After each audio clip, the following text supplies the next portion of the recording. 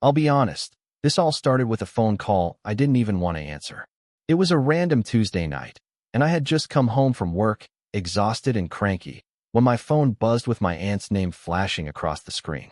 My aunt isn't exactly the type of person who calls for casual chit-chat.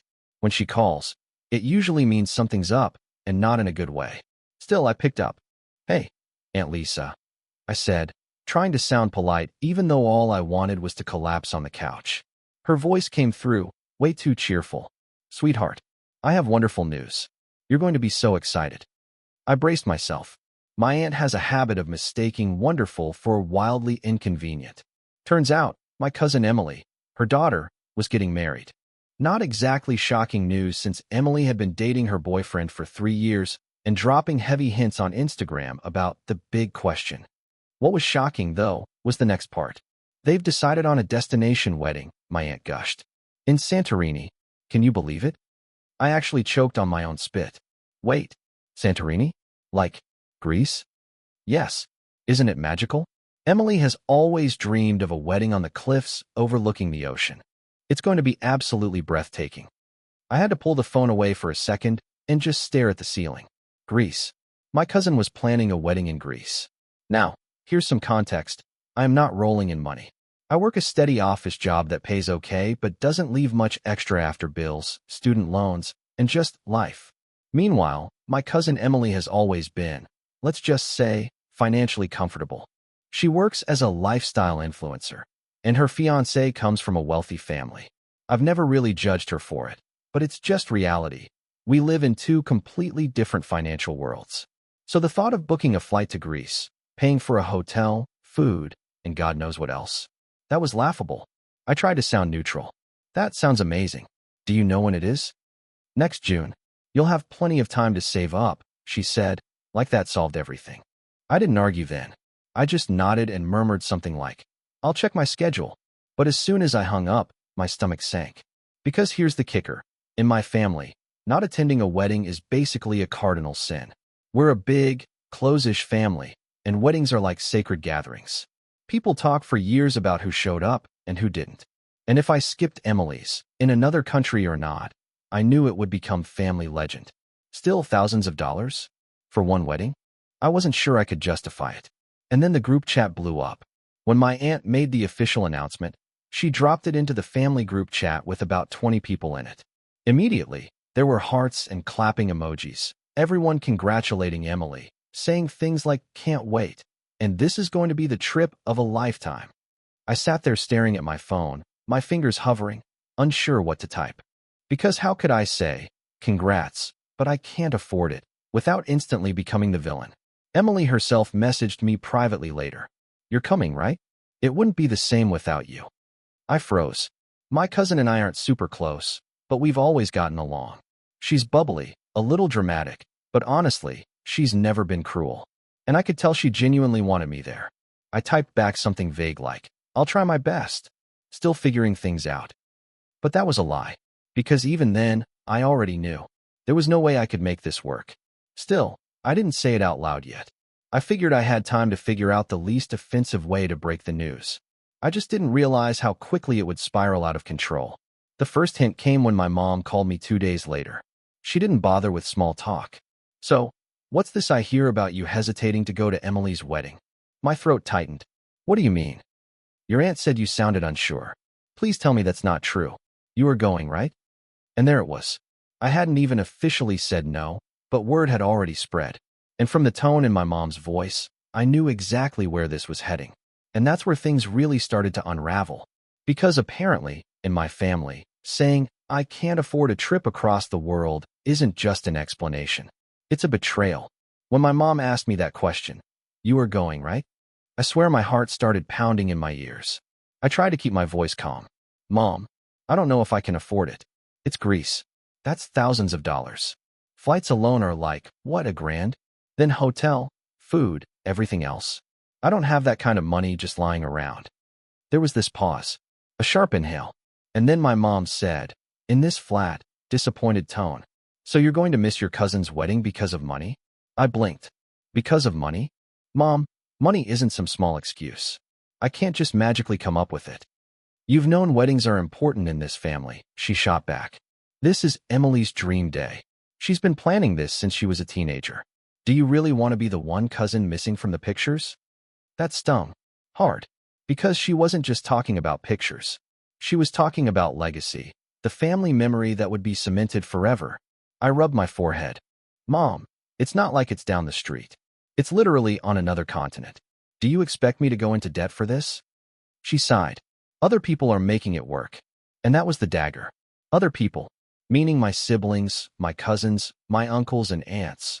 Apparently, everyone else was already committed to making it happen. I ended the call after promising I'd think about it, but the pit in my stomach told me I was already losing ground. That night, I sat down with my laptop and actually looked up the numbers, just to be sure. Round-trip flight to Santorini in peak season, $1,300. Hotel for a week, since apparently the wedding was a week-long celebration, at least $1,000 if I didn't want to sleep in a broom closet. Food, taxis, extra expenses, at least $500. Oh, and don't forget the wedding gift, which in my family is never under $200. So yeah, I was staring down almost $3,000 minimum. That's more than 3 months of rent for me. I shut the laptop and just sat there in silence. It wasn't happening. I thought maybe if I just quietly bowed out early, it wouldn't be too dramatic. Maybe I could frame it as a responsible choice, like, I wish I could, but it's just not feasible for me right now. I'll celebrate from home.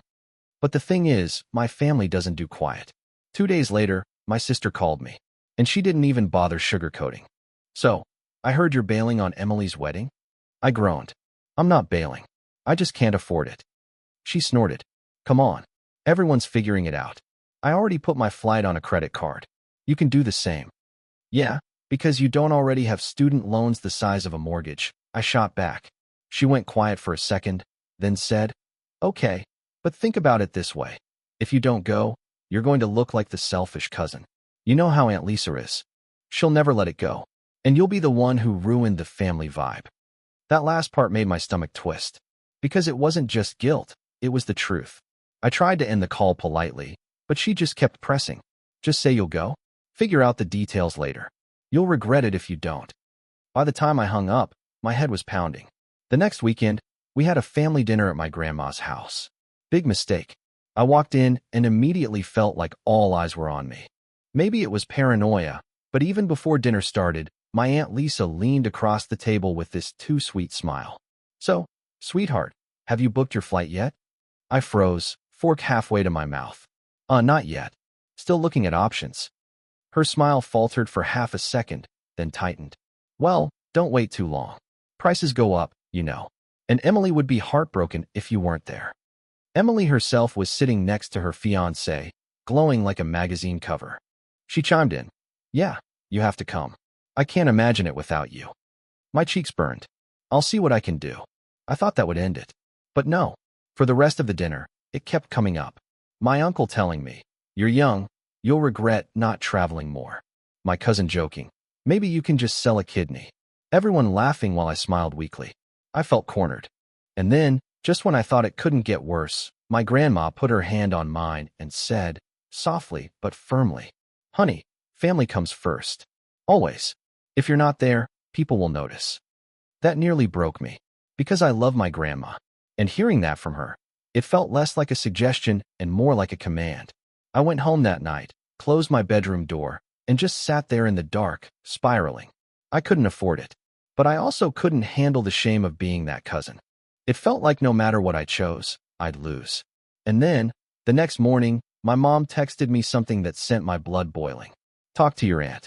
She suggested maybe you could ask Emily if she can help cover some of your expenses, since she wants you there so badly. Isn't that generous? I stared at the message in disbelief. So now, I was supposed to ask the bride to help pay my way? That was the moment I realized this was going to explode. Because if I asked, I'd look entitled. If I didn't, my family would say I didn't try hard enough. And either way, someone was going to hate me. When I read that text from my mom, I just sat on the edge of my bed staring at it like maybe I'd hallucinated.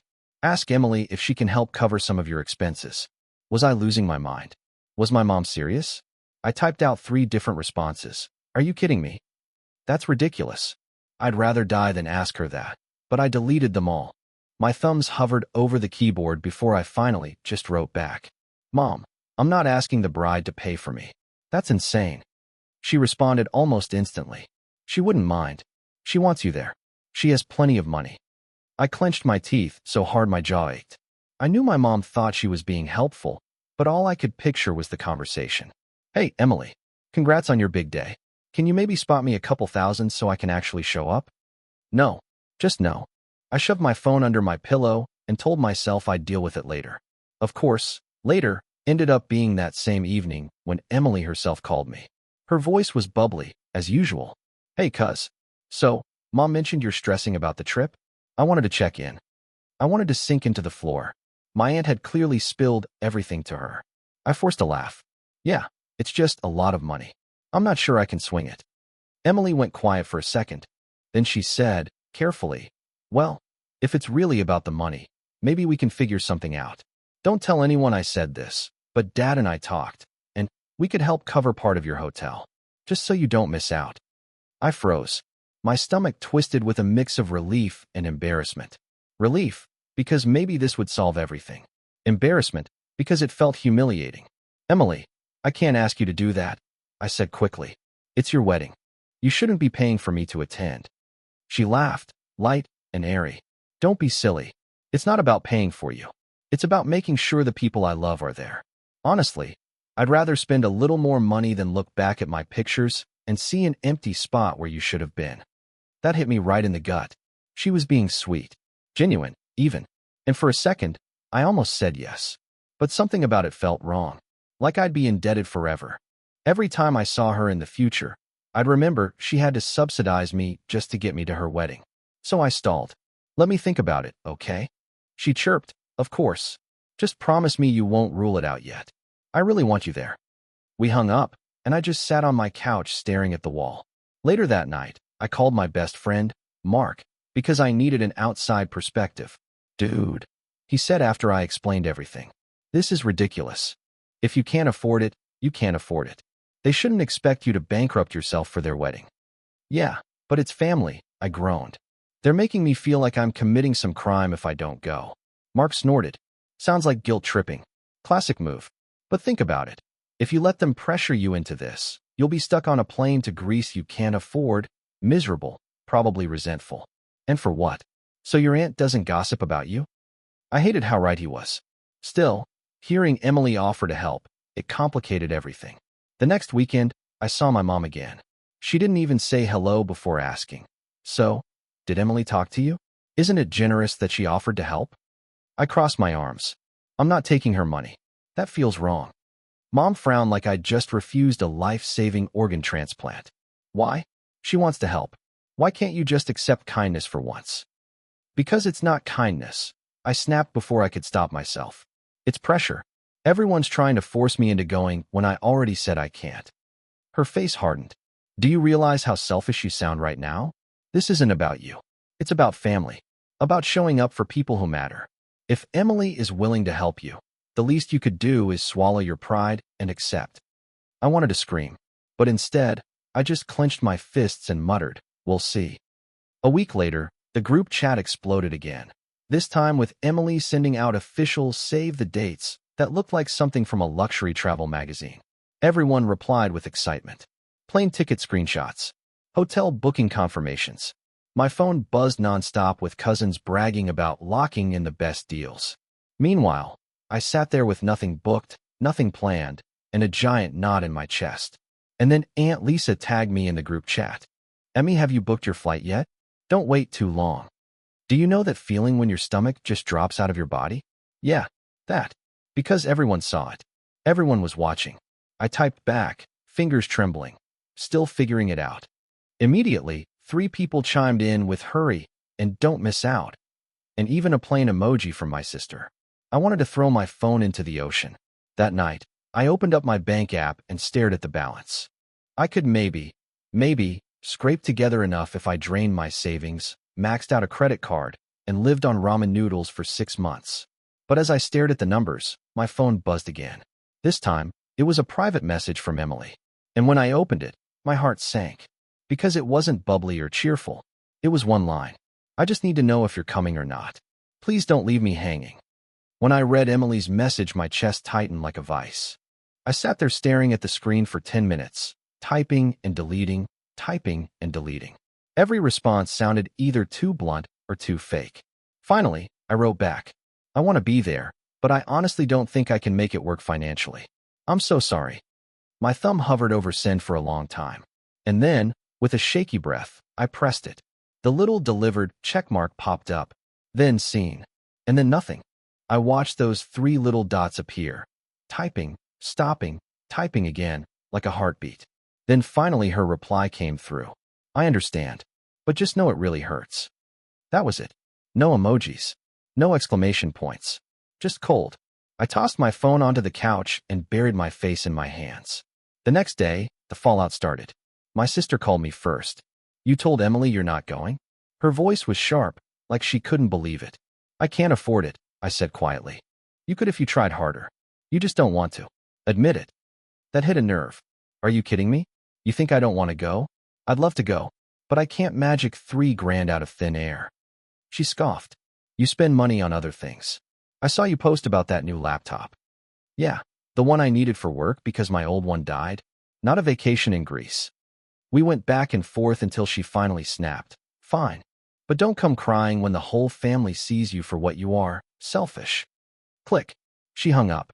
I just sat there, my ear buzzing from the sudden silence, fighting the urge to scream. That evening, my mom showed up at my apartment unannounced. She didn't even take off her coat before launching into it. "I talked to your aunt. She said Emily cried after your message." I winced. "Mom, I didn't want to upset her." "Then why did you?" My mom's eyes were blazing. "Do you know how humiliating this is for me? My own child refusing to show up for family. Everyone is asking me what's wrong with you." I felt my throat tighten. "Mom, I'm not doing this to hurt anyone. I just can't afford it. Why is that so hard to understand?" Her voice cracked. "Because everyone else is making sacrifices. Your cousins are saving, taking extra shifts. Some of them are even going into debt, and you're the only one refusing." I blinked at her. "And you don't see how insane that sounds? That everyone is going into debt for a wedding?" But she wasn't listening. She just shook her head and muttered, "I don't know what's happened to you. You used to care about family." And that broke me a little. Because I do care. I just also care about not drowning financially. But in that moment, nothing I said mattered. She left without hugging me. By the end of the week, I was the family pariah. I could feel it in the group chat. My messages went ignored while everyone else chatted excitedly about itineraries and outfits. I saw little digs. "Can't wait to have all the cousins together." That left me wondering if they were aimed at me. The final straw was when my uncle posted, "Remember, family is about showing up. No excuses." And 3 people liked it. I wanted to throw my phone against the wall. I tried to vent to Mark again. We were sitting in a diner, me picking at my fries while he demolished a burger. "Maybe I am selfish," I muttered. He nearly choked. "What? Dude, no. They're the selfish ones. They're making their wedding everyone else's financial burden. That's not how this works." "But Emily offered to help," I said weakly. "Yeah, and that's even worse. Because then you'll owe her forever. You think she won't bring that up every holiday? Oh, remember when I paid for you to be at my wedding? You'll never live it down." He had a point. A very good point. Still, guilt gnawed at me. I imagined the wedding photos, the laughter, the toasts. Everyone dancing under the Greek sunset. And me? Sitting at home, the family disappointment. It made me sick. And then, just when I thought things couldn't get more awkward, I got a phone call from a number I didn't recognize. When I answered, it was Emily's fiancé, Jason. "Hey," he said, polite but firm. "Can we talk?" My stomach dropped. Because if the groom was calling me personally, I knew this was about to get even uglier. When I realized it was Jason on the phone, Emily's fiancé, my stomach twisted into knots. We've never been close. He's always been polite at family gatherings, shaking hands, smiling, making small talk, but I wouldn't say we've ever had a real conversation. So the fact that he was calling me, directly, meant things had reached a whole new level. Hey Jason," I said, my voice cautious. "What's up?" He sighed, the kind of sigh that lets you know this isn't going to be good. "Look, I don't usually get in the middle of family stuff, but Emily's been really upset. I know you told her you can't come to the wedding because of money. I wanted to see if there's any way we can work this out." I rubbed my forehead. I appreciate that, but it's not just about money. I literally can't afford to fly to Greece and spend a week there. It's not realistic for me. There was a pause. Then he said, "So, it's about priorities then." That sentence hit like a slap. "Excuse me?" I asked, trying to keep my voice steady. He cleared his throat. "I don't mean that in a bad way. I'm just saying, people find ways to make things happen if it's important enough to them. Emily's devastated that you're not coming. And honestly, it looks bad to the rest of the family too. She keeps telling everyone you two are close, and then you're the only cousin not there? It sends a message." I felt my pulse racing.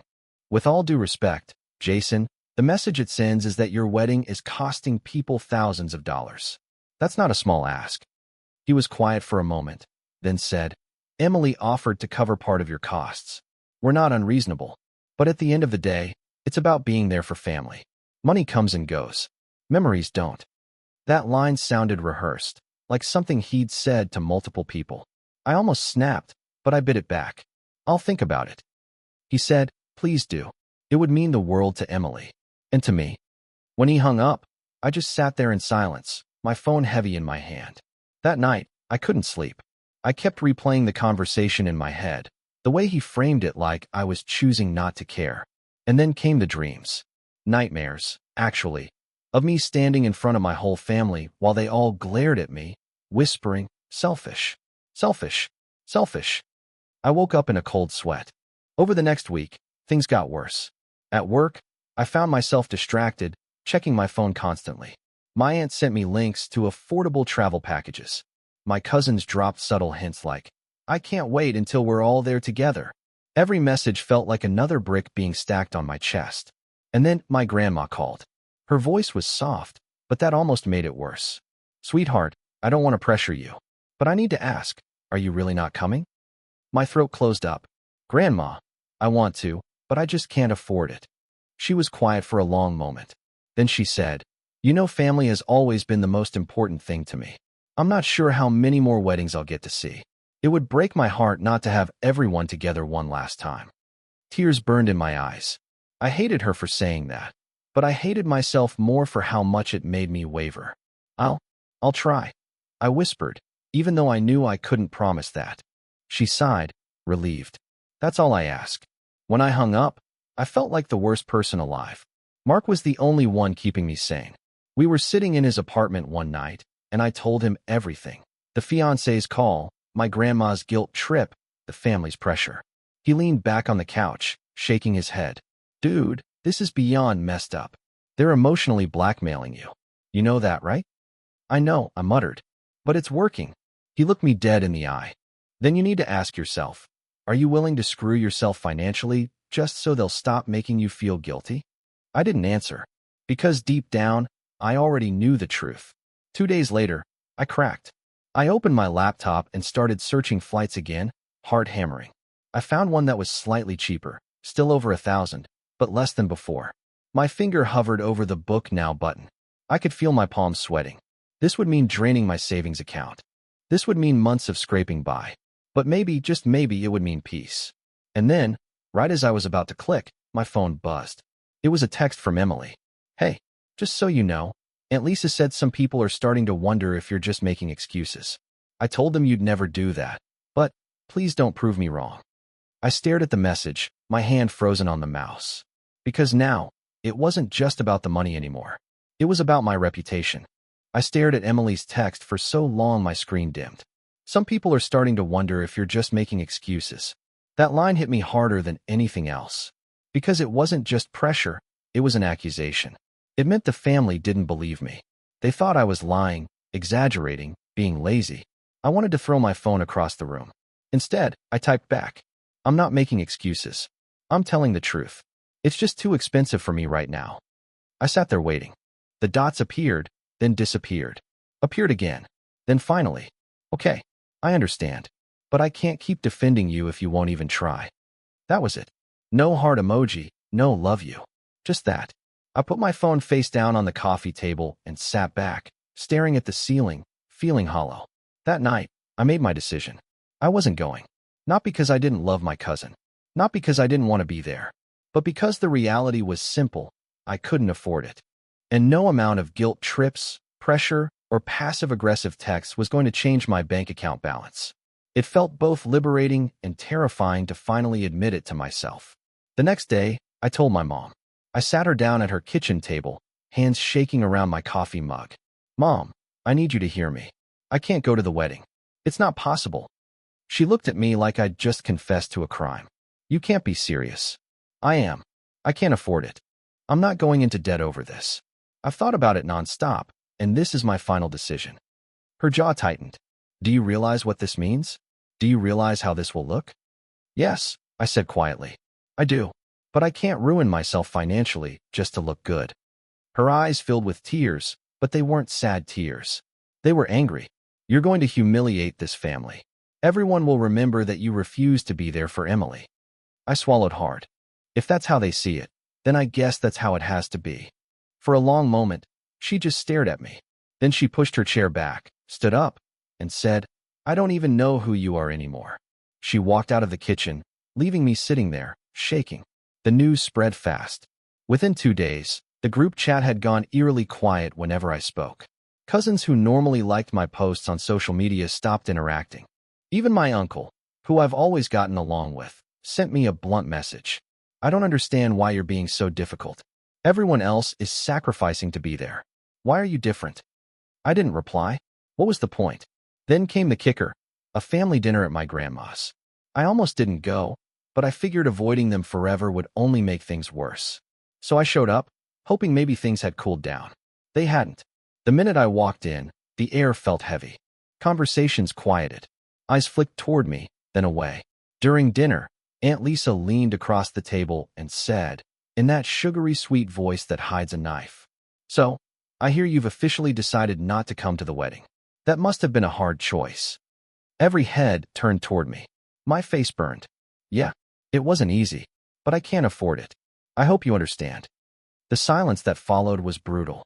Then one of my cousins muttered, "Guess some of us just care more than others." I wanted to disappear. Emily sat at the end of the table, quiet, picking at her food. She didn't look at me once. By the time dessert came, I excused myself and left early, my stomach in knots. Later that night, my phone buzzed with a new notification. It wasn't a text. It wasn't the group chat. It was a Facebook post from my aunt. And it read, "Some people in this family need to learn that excuses don't matter when it comes to showing up for loved ones. Money can be replaced. Memories can't.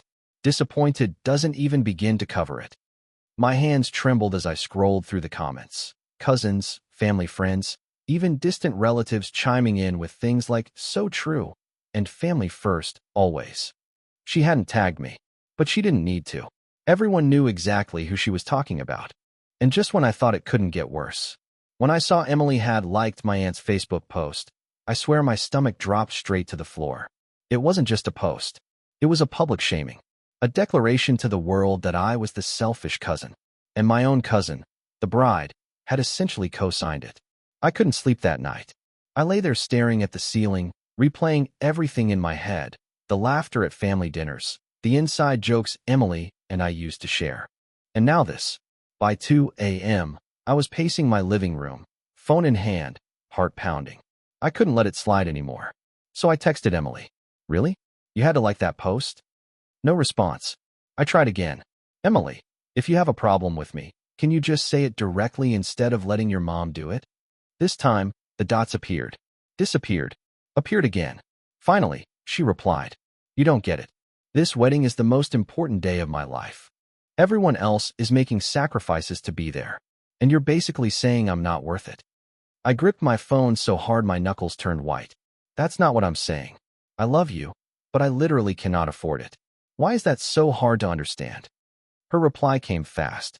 "Because if you really wanted to be there, you'd find a way. Everyone else did. Do you think it's easy for them? No, but they care enough to make it happen. Clearly, you don't." That one stung. Bad. "Emily, that's not fair." I typed back, my hands shaking. "You come from a totally different financial situation than I do. What's a sacrifice for you might mean total financial ruin for me. It's not the same." There was a pause before she answered. "Then maybe you should have thought about saving earlier. You knew we were serious for years. You had time." My jaw dropped. Did she seriously expect me to have been setting aside money for years on the off chance that she'd pick a wedding halfway across the world? I typed furiously. I'm sorry, I can't magically predict destination weddings when I'm paying off loans and rent. Not all of us live influencer lives. The second I sent it, I regretted it. It was sharper than I meant. Emily's reply was icy. Wow. So now you're mocking my life. Good to know how you really feel. Before I could respond, the scene indicator popped up, and then nothing. She went offline. The next morning, my phone was blowing up. My sister, what did you say to Emily? She's crying. My mom, you need to apologize now. This isn't about money anymore. It's about respect. Even one of my cousins messaged, dude, not cool. You didn't have to insult her. I felt like the walls were closing in. I called Mark again, desperate. I don't even know what's happening anymore. It's like I'm the villain in everyone's story. He sighed. Because they need a villain. They need someone to blame for rocking the perfect family wedding fantasy. And you're the easy target. I slumped into my couch. So what do? Apologize? Cave and just book the ticket? Mark was quiet for a long moment. Then he said, that depends. Do you want peace, or do you want to keep your dignity? That question sat heavy in my chest all day. By the weekend, things escalated even further. My Aunt Lisa called me directly. Her voice was syrupy sweet at first. Hi, honey. Just checking in. I know things have been tense, but we all just want what's best for Emily. She's under so much stress right now. I think if you just said you're coming, everything would calm down. I swallowed hard. Aunt Lisa, I've said it 100 times. I can't afford it. And now people are twisting it into me not caring, which isn't true. Her voice sharpened instantly. You don't understand what this wedding means. We've put everything into this. Family is supposed to show up, no matter what. If you're not there, people will never forget it. There it was again, the threat disguised as family loyalty. I closed my eyes, gripping the phone. I'm sorry, but I've made my decision. There was a long, cold silence. Then she said, fine, but don't expect to be welcomed the same way after this. Actions have consequences. She hung up. I sat there in shock. Did my aunt just threaten to cut me out of the family? Over a wedding? I felt sick. The next day, my mom showed up at my door again. She looked exhausted, like she hadn't slept. She came in without asking and sat on my couch, her hands clasped tight in her lap. Your aunt is furious. Emily's devastated. And I don't even know what to do anymore, she said, her voice trembling. Mom, I've explained. She cut me off. No, I don't want explanations.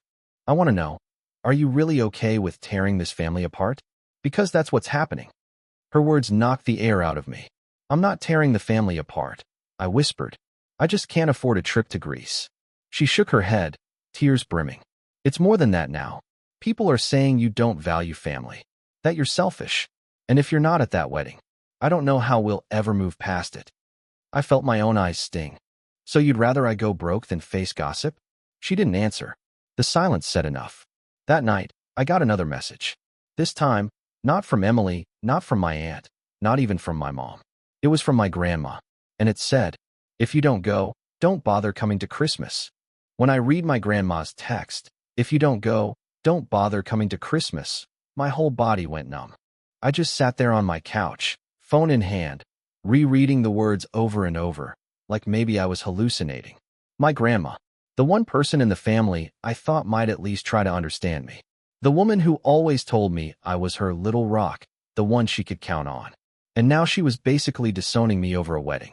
I don't even know how long I sat there before I finally called Mark. He answered on the second ring, and I couldn't even say hello.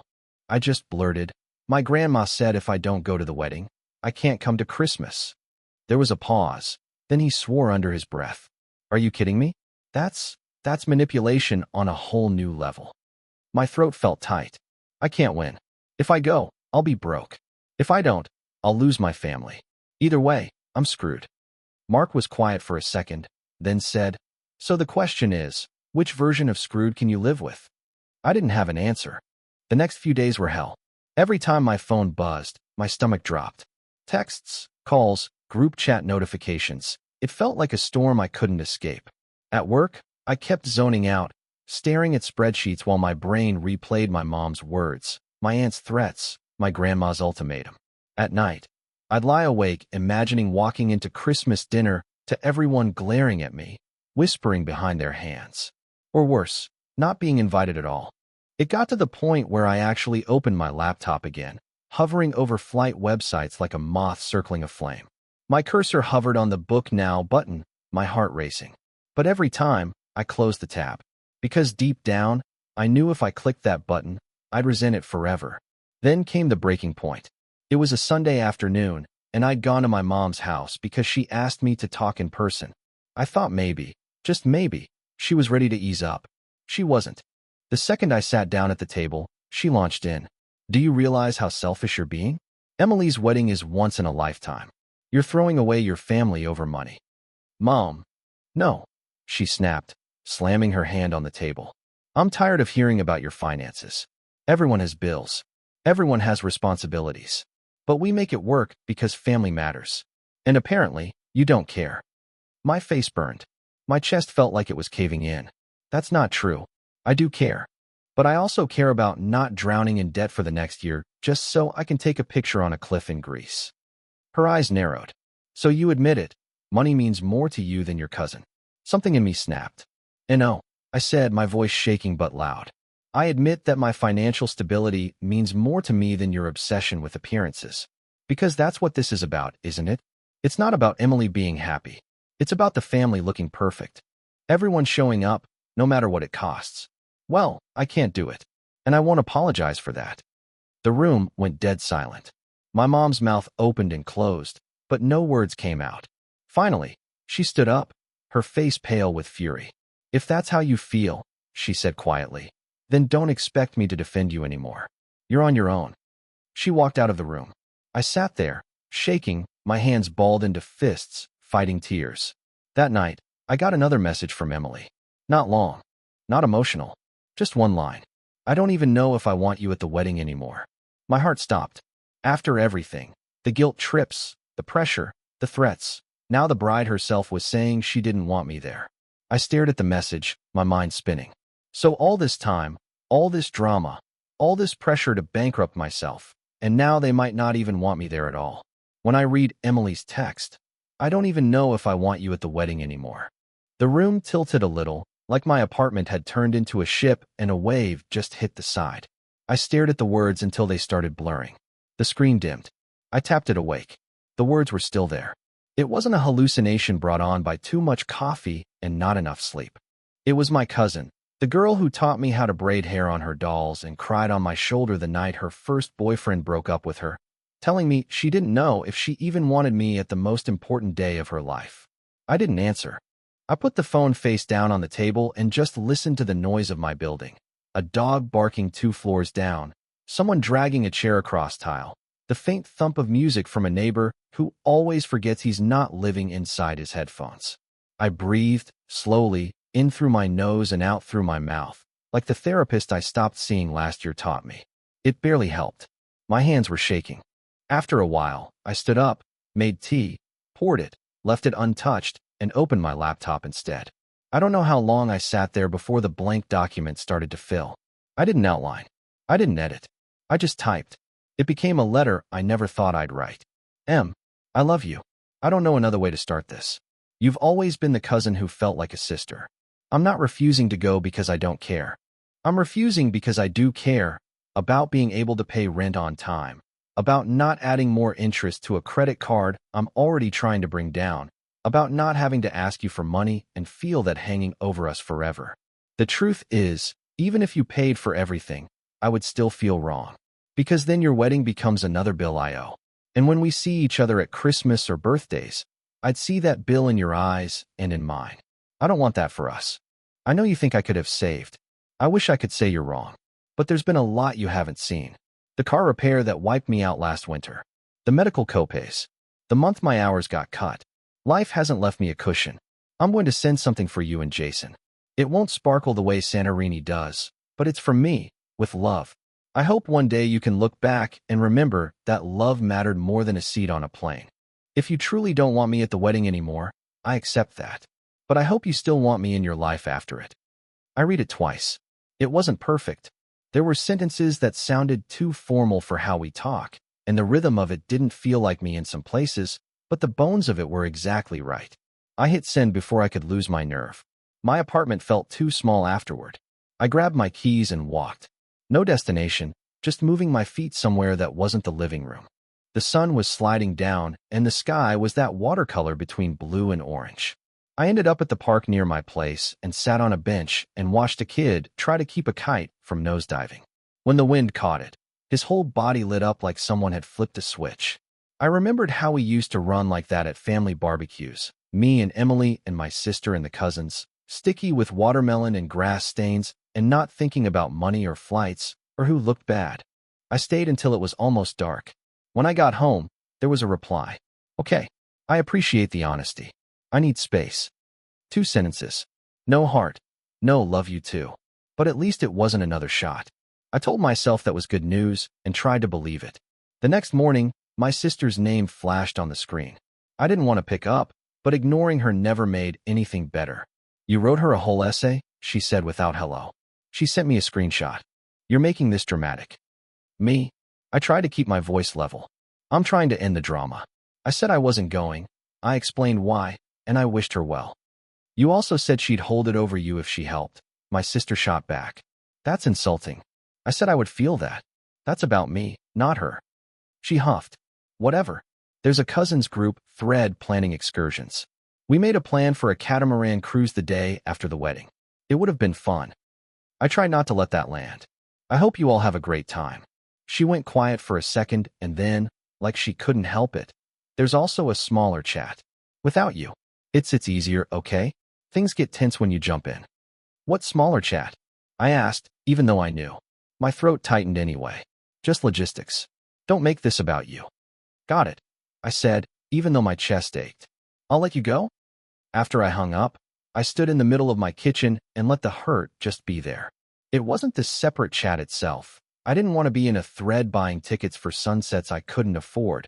It was the confirmation that they were all somewhere I wasn't, talking freely, relieved not to deal with my tension.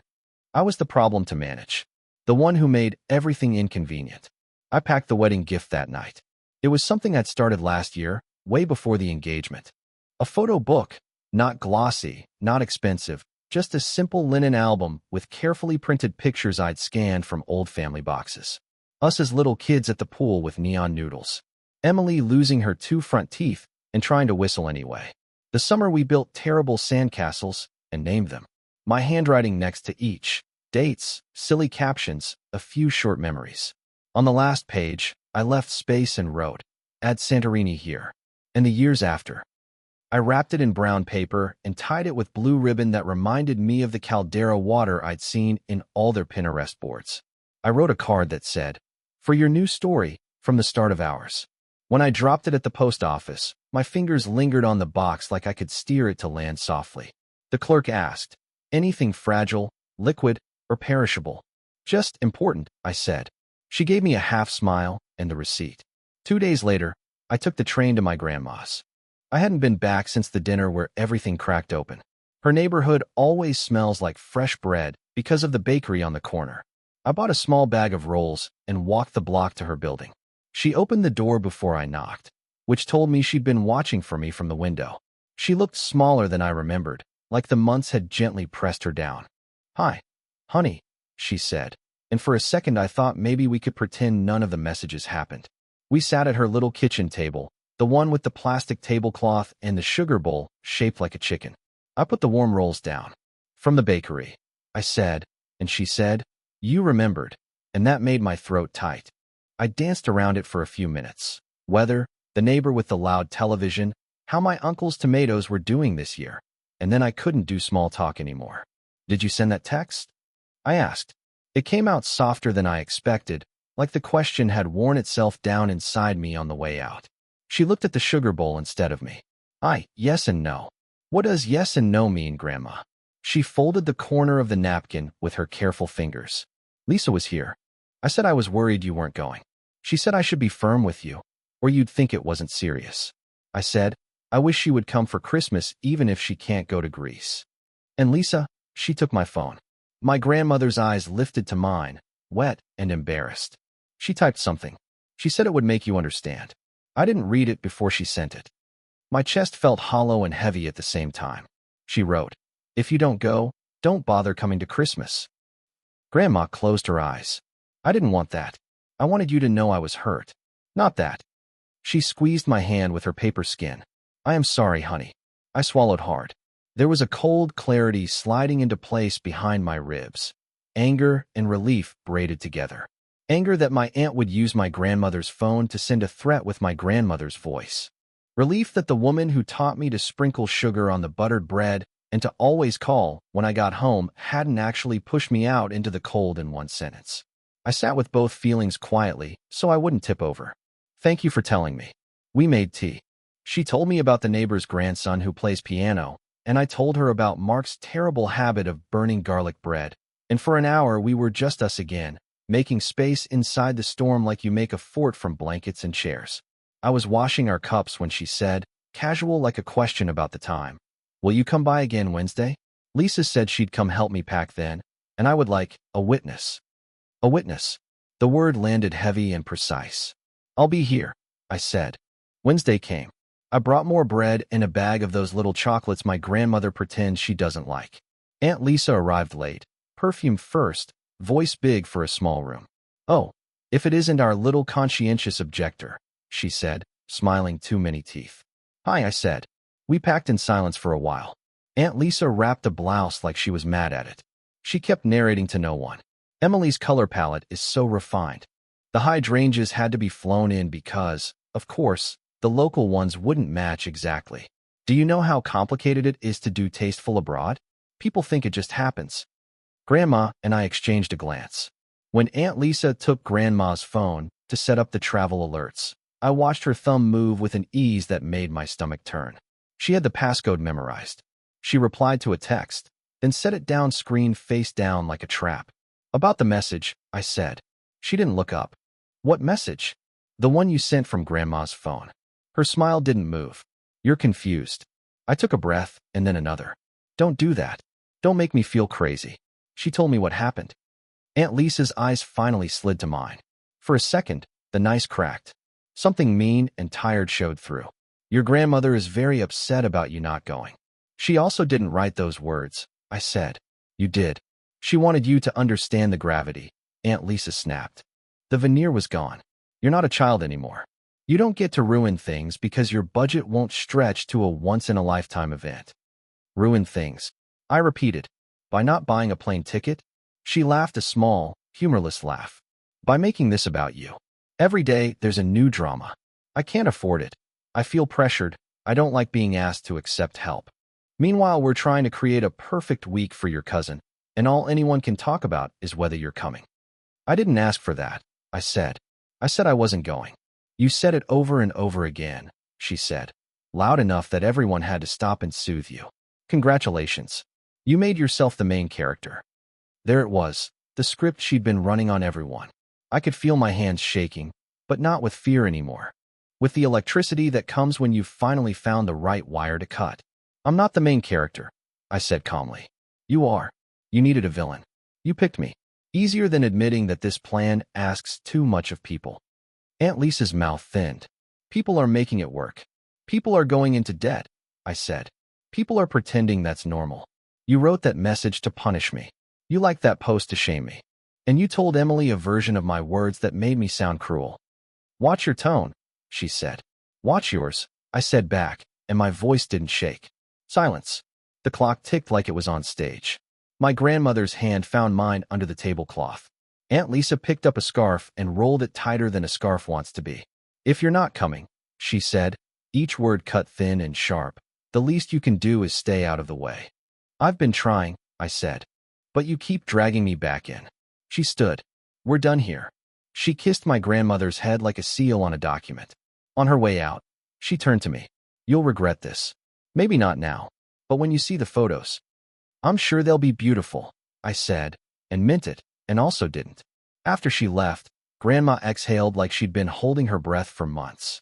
Thank you, she whispered. Her fingers still had mine. I walked home feeling wrung out and steady at the same time. When I got to my building, Mark was sitting on the stoop with 2 coffees. I figured you might need this, he said, handing me one. I told him everything. He shook his head slowly. That was brave, he said. And overdue. We sat until the cups were empty and the sky went from gold to navy. When I climbed the stairs, a new text buzzed. It was from Emily. "I got the photo book," she wrote.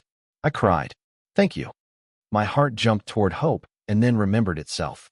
"I'm glad you liked it," I typed. She replied, "Can we talk tomorrow? Just us?" "Yes," I wrote. "Tell me when." We planned to meet at the little cafe halfway between our places. I barely slept. I showed up early and chose a table by the window. I practiced lines in my head. "I'm sorry for calling your life something it isn't. I'm sorry for my tone. I'm still not coming. I love you." And none of them sounded right out loud. Emily came in wearing a soft blue sweater and sunglasses, even though it wasn't that bright. She took them off, and her eyes were puffy, as if she'd been crying most of the morning or not sleeping at night either. She sat. For a second, we just looked at each other. "I love the captions," she said, small. "The one about the sandcastle with the leaf flag? I forgot that." "Me too," I said, until I saw the photo. "I have been," she started and stopped, like her words were slippery. "I have been horrible." I didn't say anything. She wiped under one eye. "Mom is," she trailed off again. "Mom is a lot. She wants everything to be perfect. She keeps saying we'll remember who showed up." I let her voice become my voice. I let it turn into this test. "Like if you didn't come, you didn't love me enough." "I do," I said. The words came out easy. "Love you." She nodded fast. "I know. I think I forgot to know, but I know." She took a breath. I liked that post because she was standing over me telling me it would shame people into doing the right thing. I didn't even think about how it would feel to you. "I'm sorry. I am so sorry." My whole body loosened. "Thank you." She looked down at her hands. "I still wish you could come. But I finally heard what you've been saying. And I'm embarrassed it took so much for me to hear it." She laughed without humor. "Also, I found out Mom sent Grandma's message. Grandma told me yesterday." I confronted Mom. "It wasn't pretty." "I know," I said gently. "I was there when she admitted it to Grandma. We sat with that. It was like being on a boat after a storm. The water's still choppy, but sunlight finding the top of the waves." "I'm not asking again," she said, "about Greece. But could you maybe be on FaceTime that morning? Before we head to the cliff? Just so I can see your face?" "Yes," I said, and it felt like opening a window. We smiled at each other like we were both relearning how. We walked out together. On the sidewalk, she hugged me. It wasn't the dramatic kind, just steady and warm and long. When we pulled back, she said, "I'll text you the time. Oh, and I shipped your invitation suite anyway. Keep it. For your album." I promised I would. We went in opposite directions. I turned once to wave, and she was already looking back. That evening, I made a list on the back of an envelope, set alarm for their time zone, buy small tripod for phone, ask Mark if I can borrow his ring light, because my apartment light is terrible, find a shirt that isn't one of my 3 tired work blouses. I taped it to the fridge like a rally banner for a different kind of attendance. The day before everyone flew out, my grandmother called. "I'm feeling a bit off," she said. "Tired. Funny heartbeat. It's probably nothing." My mind leapt to the image of her at a gate, soft shoes on carpet, a wheelie bag that's slightly too heavy, my aunt's impatience like a weather pattern. "Do you want me to come by?" No, she said. "I'll lie down. Call me if it gets worse," I said. "Or I'll come anyway." She laughed softly. "Bossy." An hour later, my phone rang again. It was my grandmother, but when I answered, a neighbor's voice rushed in, breathless. "She's on the couch, and she's pale, and she keeps saying she's fine, but she doesn't look fine." "Call an ambulance," I said, already grabbing my keys. "I'm on my way." I ran. I don't mean that poetically. I sprinted the blocks, my heart clawing up into my throat. When I got there, the paramedics were lifting her gently. She saw me and tried to wave me off. "It's silly," she said. "A flutter." Her hand was cool when I grabbed it. "I'm coming with you." "I don't want to be trouble," she said. "Too late," I said, and somehow we both smiled. They loaded her into the ambulance. The doors shut. The siren snapped on. My phone buzzed as we lurched forward. A new message lit up the screen. It was Aunt Lisa. "If you went and upset her on purpose to sabotage this trip, I will never forgive you," she wrote. I looked at my grandmother, at the lines of her face, at the way her chest rose and fell steady now, but too fast. The city blurred by. The siren braided with my pulse. I typed back, "Meet us at the hospital." Then I looked down and saw another incoming text, this one from Emily. "Boarding now," it said. FaceTime once we land. Love you. Between those two messages, between the ambulance's red wash and the steady beep of the monitor by my grandmother's ear, I realized that no matter what happened next, in Santorini, in our family, in the small rooms where the real choices are made, I was exactly where I was supposed to be. The ambulance took a hard turn. The nurse adjusted a line. My grandmother squeezed my hand. "Don't let them," she started, and then her voice thinned. "Don't let them what?" I asked, leaning close. "Don't let them decide what love looks like," she whispered. The driver hit the brakes. We'd arrived, and then the back doors opened, and Aunt Lisa's silhouette filled the hospital entrance, and I had no idea which way the next hour, or the next year, would break. The hospital smelled like antiseptic and cold air conditioning. My grandma's heart monitor beeped steadily, a sound I clung to like a lifeline. The doctor was clear. No flights, no grease. Aunt Lisa pressed her lips together, and for once, she didn't argue. "We'll stream it," she said quietly, almost like a truce. The next morning, I propped my phone on a tray table beside Grandma's bed. At 8 a.m. sharp, Emily's face filled the screen, rollers in her hair, veil waiting on a chair behind her, eyes sparkling with tears. "There you are," she whispered. "There you are," I whispered back. We laughed when Jason leaned in with his shiny shoes, cried when the vows carried through the little speaker, and when Emily kissed him, Grandma squeezed my hand so tightly I thought she'd never let go. For a moment, it didn't matter that we were thousands of miles away. We were there. After the ceremony, Emily sent me a photo of the guest book table, and there was my photo album, filled with new pages, Santorini written into our story. "Thank you," her message read. "You were with me in the way that mattered." Weeks later, we gathered at Grandma's house for an early Christmas. No flights, no hotels, just family crammed into a warm kitchen, eating too many pastries and passing around wedding photos on a tablet. Emily hugged me longer than she ever had before. Jason handed me a bag of sugared almonds, and Aunt Lisa whispered, "I'm sorry." And for the first time in months, I believed her. As I looked around that crowded living room, I realized something.